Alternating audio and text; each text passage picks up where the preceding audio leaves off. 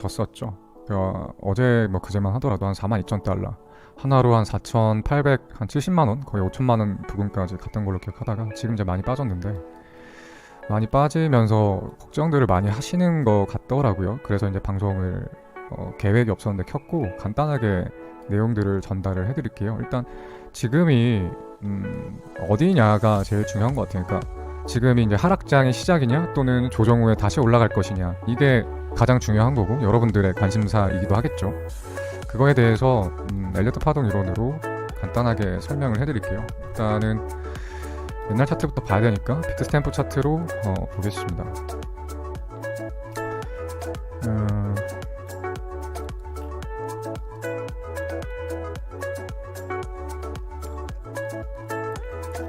일단 지금이 어떤 단계냐, 이게 인가가 가장 중요한데, 지금이 어디인지가 제일 중요해요. 그러니까 맨 처음부터 아주 간략하게 설명드리면, 비트코인이 2008년 말, 그러니까 2009년 초 정도부터 이제 제네시스 블록이 탄생하면서 비트코인이 이제 뭐라고 해야지, 탄생돼서 거래가 시작됐죠.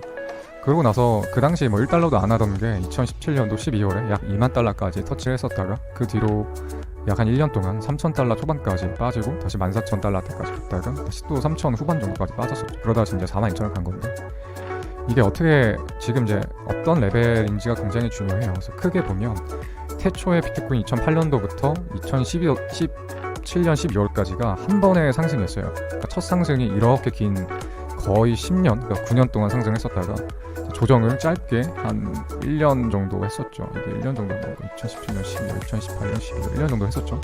그 다음에 이제 이렇게 다시 상승을 하고 있는 중인 거입니다.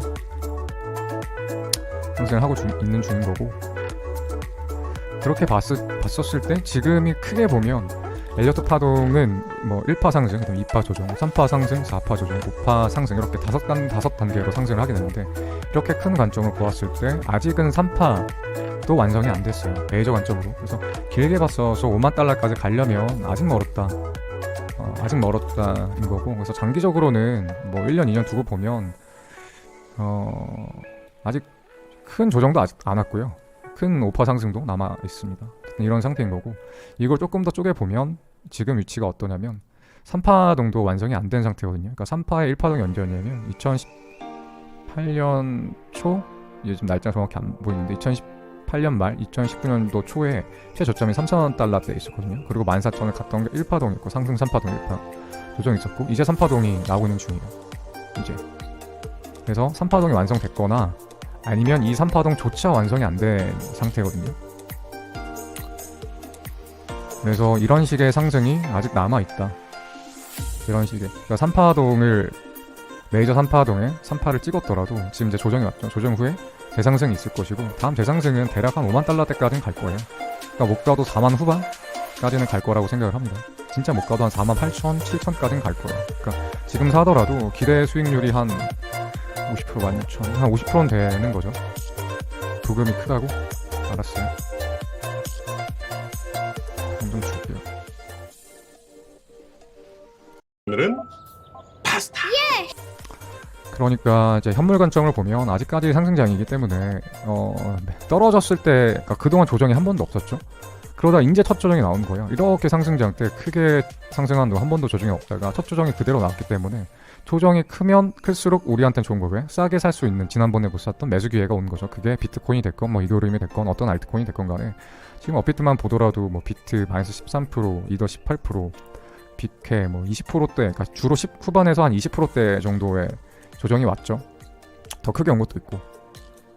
근데 지금 그렇게 봤었을 때 현물 관점에서 보면 매수할 때예요. 아직은 간단하게 말씀드려서 지금 매수할 때인 거고, 조금 더 이제 디테일하게 보면 확실한 건 이제 이 파란색 웨이브는 지울게요. 이 파란색 선은 지우도록 하겠습니다. 아주 장기 관점이기 때문에 이건 지운 거고, 단기적인 관점이 좀 더 궁금해 하실 테니까 이걸 조금 더 쪼개서 일봉으로 볼게요. 그럼 이제 관심사는 이 3파동이 지금의 더 위치가 정확하게 어디냐라고 보면, 저는 아직 3파동도 안 나온 것 같아요. 그러니까 3파동도 아직 덜 나왔다고 생각을 해요. 그러니까 아직 3이 이제 끝난 것 같아요.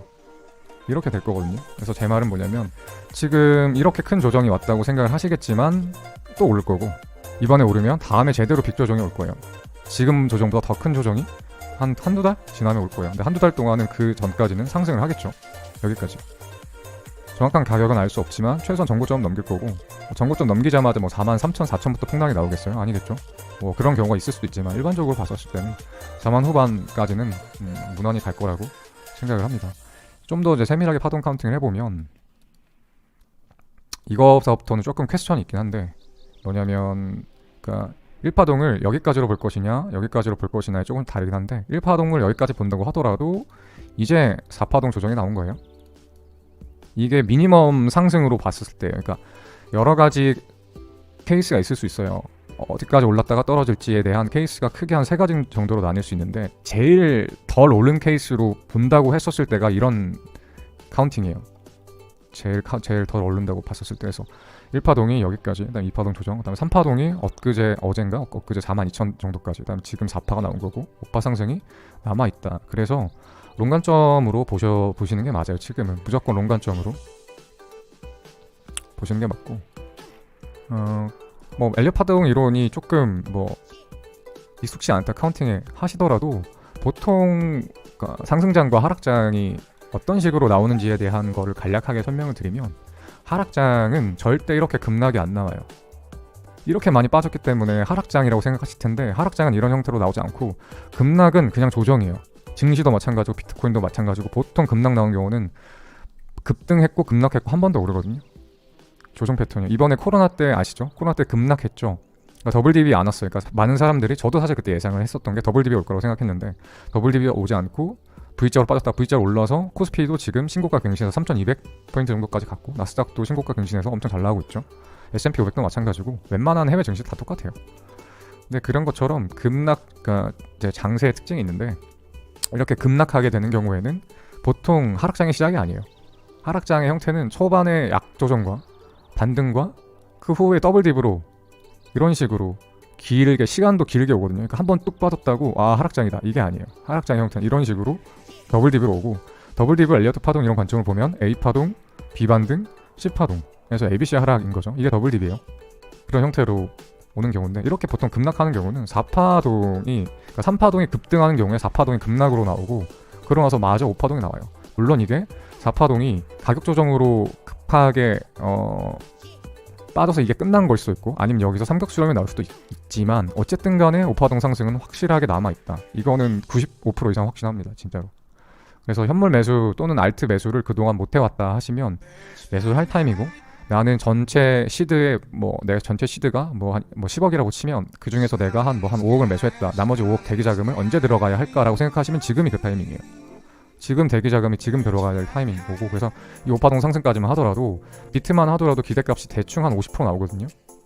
알트는 더 나올 수도 있어요. 만약에 여기서 비트가 횡보를 해준다. 그러니까 급락 뒤에 급등이 아니고 횡보만 해줘도, 아시죠? 비트 횡보할 때 알트 날뛰는 거.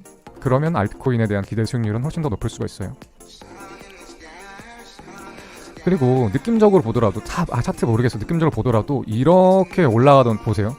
주가가 이렇게 올라가던 게 이렇게 떨어지나요? 이런 건 없어요. 이런 식의 하락장은 없어요. 기술적 반등이라도 분명히 나오고. 그럼 기술적 반등은 어디서 나오느냐? 매물대 구간에서 나오거든요. 매물대 구간을 보시면 어디가 있냐? 올라가면서 매물대 못 쌓고 올라왔는데, 그 전에 올라갔다가 조정준 자리 있죠. 여기가 매물대거든요. 매물대 하단은 여기에요. 정확하게. 매물대 상단은 여기에요. 매물대 중단이 여기에요. 그래서 매물대 중단 정확하게 터치하고 지금 반등이 나왔거든요. 한 번 더 하락할 수도 있어요. 매물대 하단까지. 그래봤자 많이 안 빠져요. 진짜 많이 빠져봤자 한 31,000 정도? 피보나치 좀 찍어볼게요. 잠깐만요. 코인 투자로 5천만 원 손실 봤는데,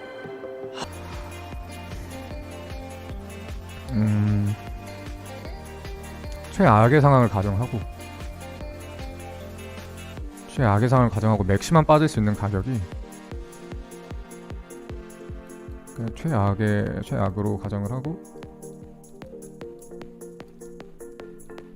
피보나치를 정확하게 찍은지는 모르겠지만 대략 한 29,000 초반이거든요. 그러니까 매물대 하단이기도 해요. 지난번에 한번 올라오다가 3만 중반까지 갔다가 한번 급락이 한번 나왔었죠. 그때가 가격이 28,000대거든요. 그러니까 여기서는 강반등이 나왔던 자리예요. 그쵸? 그래서 다음에 떨어지면 한 번 더 여기서 매수세가, 강반등이 나왔던 건 무섭게 매수세가 붙었다는 거거든요. 한 번 매수세가 붙었던 자리이기 때문에 여기 떨어지면 매수세가 반드시 붙을 거예요.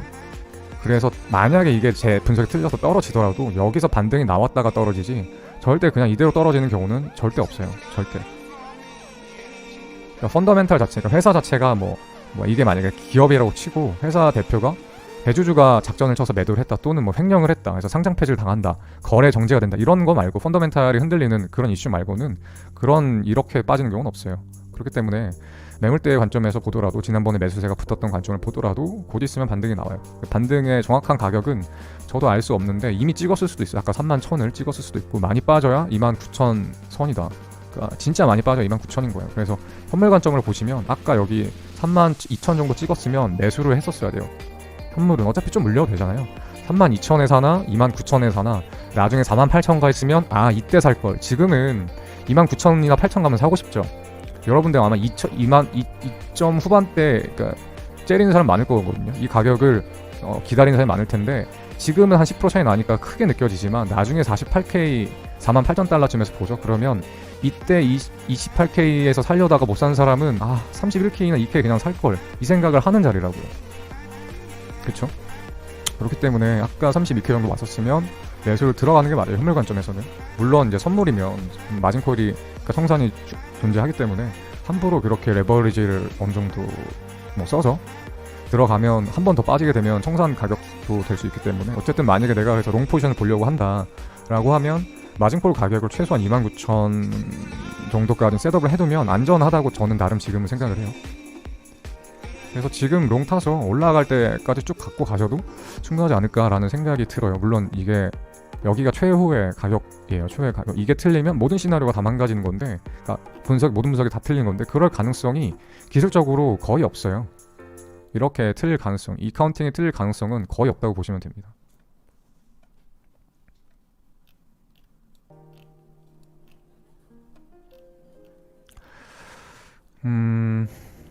뭐 이제 이거에 대한 반박을 제가 셀프로 하자고 하면 이제 이게 만약에 틀리려고 하면 그거 틀리는 거에 대한 설명을 잠깐 해드릴게요. 어느 정도 파동을 조금이라도 보신 분은 다르게 보실 수 있거든요. 파동 카운팅을 제가 그 케이스를 다 반박을 해드릴게요. 그러니까 이제 이게 틀릴 수 있는 케이스는 사실 별로 많지가 않은데 이제 여기를 2017년도 12월에 최고점을 찍은 걸 2만 달러 찍은 거 곧 1파로 보고 2파동 조정이 삼각수렴으로 나왔다고 칩시다. 여기가 삼각수렴으로 그리고 3파 스타트 지점이 여기라고 쳐서 그러면 이제 메이저 3파가 완성된 거 아니냐라고 보실 수도 있는데 그래봤자 아니 뭐 근데 이럴 가능성이 거의 없는 게 뭐냐면 여기를 수렴으로 보셔서 여기가 메이저 2파 조정을 보시려고 하시면 삼각수렴의 특징이 뭐냐면 시작부터 끝으로 갈수록 볼륨이 줄어야 되거든요. 근데 이건 이제 비트 스탬프 거래소인데 볼륨이 줄고 있죠. 근데 스탬프 거래소로만 보시는 게 아니고 전체 비트코인 거래량을 봐야 돼요. 그러니까 예를 들어서 가장 이제 메이저 거래소 거래량이 많은 바이낸스를 보면 명확한데 이 삼각수렴 여기라고 치면 볼륨 보세요. 엄청나게 늘고 있죠. 이렇게. 그렇죠? 그리고 바이낸스만 보는 게 아니라 전체 거래소를 봐야 되기 때문에 코인마켓캡에 들어가셔서 전체 볼륨을 보시면 이때 이후로 비트코인 뭐 3,000달러 갈 때도 망했다라고 했지만 실제 볼륨은 계속 늘고 있었어요. 그러니까 볼륨이란 건 거래량. 그렇기 때문에 여기를 삼각수렴으로 볼 수가 없죠. 그래서 이 카운팅도 아까 혹시나 반박할 수 있는 이 카운팅도 틀렸고 뭐로 보나 어쨌든 그리고 뭐로 보나 그렇게 해서 피보나치를 밑에서부터 찍더라도 제일 빠질 수 있는 데가 진짜 많이 빠져 27,000이거든요. 근데 이럴 가능성도 낮아요. 그나마 좀 높은 가능성은 뭐냐 이런 거죠. 그러니까 지금 이렇게 완성이 돼버린 거예요. 1, 2, 3, 4, 5 이렇게 나올 수 있으면 이러면 이제 최대한 맥시멈으로 빠질 수 있는 카운팅이 27,400이다. 27,400. 근데 일단 파동 카운트 제가 봤었을 때에는 3파동이 아직 다 안 나온 것 같아요. 3파동이. 그러니까 뭐냐면 1, 2까지는 그러니까 여기가 메이저 1파, 그다음에 2파, 메이저 3파 1파, 메이저 2파까지에는 이견이 있을 수가 없어요. 이거는 조금이라도 뭐 차트를 보시는 분들은 여기에서부터 이견이 없을 거고 이견은 어디서부터 있을 수 있냐 서로 생각이 다른 건 여기서부터 여기까지가 한 파동이 완성됐느냐 안 됐느냐 요거에 대한 생각은 다를 수 있어요. 그래서 만약에 완성이 된 거다 한 파동이 완성이 된 거다라고 하면 이게 맥시멈 빠질 수 있는 데가 27,000인 거죠. 27,000 그 밑으로는 빠질 수가 없어요. 왜냐면 3파동 되돌림은 618을 지켜주니까, 피보나치 618 지점을 지켜주니까, 그러면 맥시멈 빠질 수 있는 가격이 27,400인데 일단 이것도 저는 가능성이 높지 않다고 생각하는 게, 파동 카운팅 해보면 이제서야 이제 3회 3회 나온 거거든요. 그래서 그러면 피보나치를 여기서부터 찍어야 되잖아요. 그럼 이 가격이 아까 말씀드렸던 29,000 한 3,400 나온다고요. 그래서 제일 많이 빠질 수 있는 게 29,300일 가능성이 한 80%? 그 다음에 27,000까지 갈 수 있는 게 한 20%라고 생각을 해요. 뭐 현물 관점에서 보면 그래 어쨌든 그렇게 봤었을 때 아까 제가 얘기했죠. 나중에 한 5만 달러 근처까지 가면 2.7회사나 29K회사나 31K회사나 50K쯤에서 그 밑을 내려다보면 아 이때쯤이라도 살 거리라는 생각이 반드시 든다니까요. 그래서 지금이 매수할 자리예요.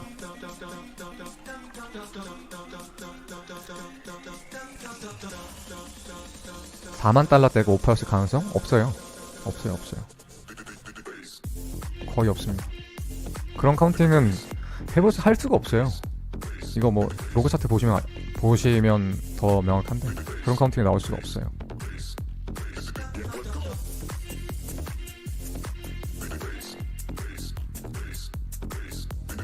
아무튼 그래서 정리해서 말씀드리면 이게 지금 31,000을 찍었는데 31,000달러까지 빠졌는데 31,000이 저점인지 아닌지는 몰라요. 하지만 한 번 더 빠져서 3만 초반 또는 29,000대를 준다고 하면 반드시 현물 매수뿐만 아니라 여기서는 롱도 들어가 선물 포지션으로 롱 포지션 다음번에는 잡아볼 만한 가격대예요. 반드시. 왜냐면 매물대 하단이라서 기술적이라도 반등 나오고 다음에 한 번 더 떨어지더라도 하락장이 열리더라도 이런 식으로 열리고 이렇게 될 가능성도 굉장히 20% 미만이다.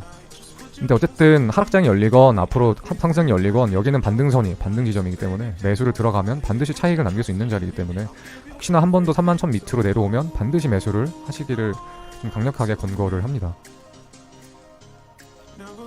뭐 투자는 본인 자유니까 뭐 본인이 선택하시는 거지만 저는 그렇게 생각합니다. 여기 한 번 더 이 자리 주면 괜찮다고 생각을 하고, 그 다음에 또 중요한 건 트레이딩 할 때 중요한 건 볼륨을 보셔야 돼요. 볼륨이 터졌다는 거는 여기 보세요. 볼륨이 많이 터졌죠. 그러니까 매수세가 여기서 많이 판 사람도 많지만 여기서 신규 매수가 많이 들어왔다는 거거든요. 볼륨이 터진 자리는 보통 지켜줘요. 한 번 더 빠지더라도 지켜서 반등이 올 거예요. 그러니까 여기가 바닥이거나 바닥 나와봤자 한 2.29K 정도? 29K 정도의 확률이 굉장히 높죠.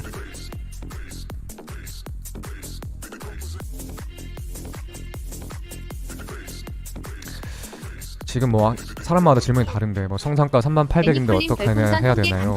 뭐 34,000 롱인데 어떻게 해야 되나요? 만약 악재가 나올 경우 큰 조정 없이 상승한 만큼 기하락으로 밑으로 쭉 빠질 가능성도 있나요? 그니까 뭐 펀더멘탈 자체에 문제가 생기면 그러면 더 빠질 수도 있죠. 항상 모든 건 차트대로 가는 건 아니니까. 하지만 차트대로 보면 여기가 가능성이 굉장히 높다고, 정답은 저도 모르지만 확률이 굉장히 높다는 거예요. 아주 높은 확률. 그게 어느 정도의 확률을 담보하느냐. 제가 얘기했죠. 80%라는 거. 80%라는 건 어떻게 내는 통계냐. 여태까지 비트코인이 10년 동안 매매되면서 악재가 한두 번이었어요. 악재가 있을 때마다 맥시멈 빠졌었던 가격대라는 게 있었을 거잖아요. 예를 들면 중국 거래소, 중국 정부에서 다 규제해서 중국 거래소를 다 전부 다 닫았다라든가. 태도 이슈는 옛날에도 더 많았죠. 이것보다 심각한 이슈도 많았죠. 그때에도 지켜줄 건 지켜줬다는 거죠. 아니면 펀더멘탈 자체에 문제가 생기는 건 뭐예요? 리플처럼 상패당할 위험이 있으면 그런 거 없어요. 차트 뭐 매물대고 뭐고 상패당하는데 누가 사겠어. 그래서 리플 같은 경우는 직하락을 했죠. 근데 그런 케이스 말고는 없어요. 그리고 테더 이슈가 생긴다고 해서 이거는 거기까지는 저도 정확하게 모르겠지만 비트코인 펀더멘탈이랑 테더 펀더멘탈이랑은 별개의 문제라고 생각해요. 물론 테더 마켓이 가장 많이 거래하는 마켓이긴 하지만 그냥 테더 마켓에 테더로 안 사면 뭐 괜찮지 않아요? 꼭 USDT로 사야 돼요? BUSD로 사도 되고 아니면 USDC로 사도 되고 아니면 원화로 사도 되고 JPY로 사도 되고 살 수 있는 거 많잖아요. 그렇기 때문에 뭐 테더 문제가 생긴다고 해서 비트코인의 근간이 흔들릴 거라고 생각하진 않아요. 단기 악재로 여겨질 수는 있겠으나 만약에 반대로 테더 이슈로 해서 폭락한다라고 하면 저는 역시나 그때가 매수할 타임이라고 생각을 해요. 그러니까 주식이나 비트코인이나 모든 투자 대상은 다 똑같아요. 펀더멘탈은 문제가 없는데 다른 외부 요인으로 인해서, 그러니까 이 회사는 멀쩡한데 A 회사는 멀쩡한데 B 회사 문제 때문에 전체 증시가 빠졌어. 그렇죠. 모든 건 경쟁 유기적이니까. 코스피에 예를 들어서 극단적으로 A그룹, B그룹밖에 없다고 쳐요. B그룹이 상패가 당하면서 코스피 종합주가지수가 빠졌어. 그럼 당연히 A 주가도 하락하겠지만 A의 펀더멘탈 문제 없다고. 올해 영업이익 잘 냈고 내년도 영업이익 잘 낼 거야. 그러면 이 앞으로 더 성장 가도를 달릴 좋은 회사가 가격이 떨어지면 어떻게 해야 돼요? 아싸 고맙습니다 하고 매수해야죠. 또 똑같은 거라고 생각해요. 태도 이슈가 불거져서 비트코인 가격이 떨어지면 매수할 타이밍이지 손절하거나 홀딩하고 있던 거를 뭐 버릴 타이밍은 아니라고 생각해요.